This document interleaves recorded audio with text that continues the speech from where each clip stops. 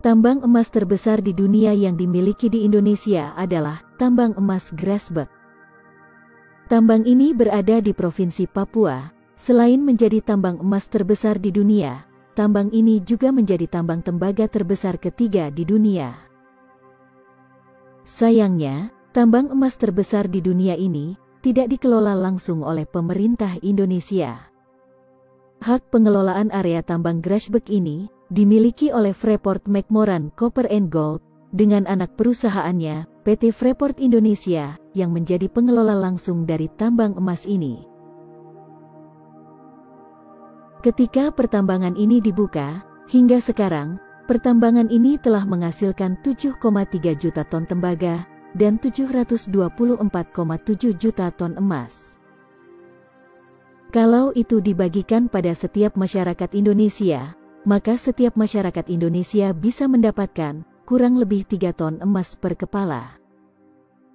Bisa dibayangkan jika itu terjadi, semua penduduk Indonesia akan hidup dengan bergelimang harta. Arab Saudi, Amerika, China dan semua negara di dunia tidak akan bisa menyaingi Indonesia. Indonesia akan menjadi satu-satunya negara super kaya jika tambang tersebut dikelola sendiri oleh Indonesia dari awal. Itu hanya emas, belum lagi tembaga, serta bahan mineral lainnya. Seharusnya nama kota di sana itu bukan Tembagapura, tapi lebih cocoknya Emaspura. Nama Tembagapura diberikan seolah upaya untuk menutupi mineral berharga yang mendominan di sana. Pertambangan ini dikelola oleh Amerika. Dengan kesepakatan awal mula pengelolaan tambang ini, presentasenya adalah 1% untuk negara pemilik tanah dan 99% untuk Amerika sebagai negara yang memiliki teknologi yang melakukan pertambangan di sana. Selain potensi hasil tambang emasnya yang begitu besar, tambang Grasberg ini juga mengandung bahan tambang lainnya, sebut saja tembaga dan perak, dengan jumlah estimasi cadangan kandungan yang ada, dalam jumlah yang sangat besar. Bahkan, ketika emas, perak dan tembaga di sana mulai menipis, ternyata, di bawah lapisan emas dan tembaga, tepatnya di kedalaman 400 meter, ditemukan kandungan mineral yang harganya 100 kali lebih mahal daripada emas. Kandungan mineral itu adalah uranium. Uranium adalah bahan baku pembuatan bahan bakar nuklir. Belum jelas jumlah kandungan uranium yang ditemukan di sana, tapi kabar terakhir yang beredar, menurut para ahli, kandungan uranium di sana cukup untuk membuat pembangkit listrik nuklir dengan tenaga yang dapat menerangi seluruh bumi, hanya dengan kandungan uranium di sana.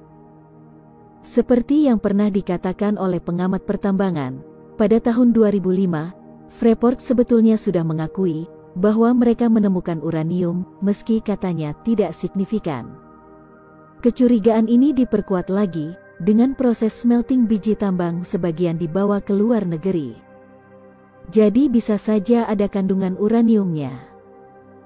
Waktu pihak dari PT Freeport dipanggil oleh DPR, mereka pernah mengakui adanya kandungan uranium, tapi katanya tidak signifikan, porsi uranium itu sangat kecil, jadi tidak ekonomis jika dilanjutkan ditambang. Ya, wajarlah mereka berkata begitu. Di dalam kontrak dengan Indonesia, mereka hanya diperbolehkan menambang emas dan tembaga. Ini akan sangat sulit bagi pemerintah Indonesia untuk membuktikannya.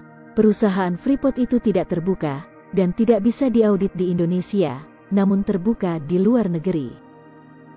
Namun, jika pemerintah bisa membuktikan bahwa Freeport juga menambang uranium, maka pemerintah berhak memanggil dan mengauditnya, karena mereka beroperasi di Indonesia.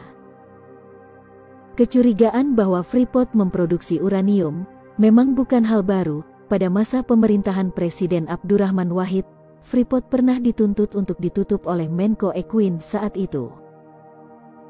Bagaimana pendapat kalian tentang hal ini?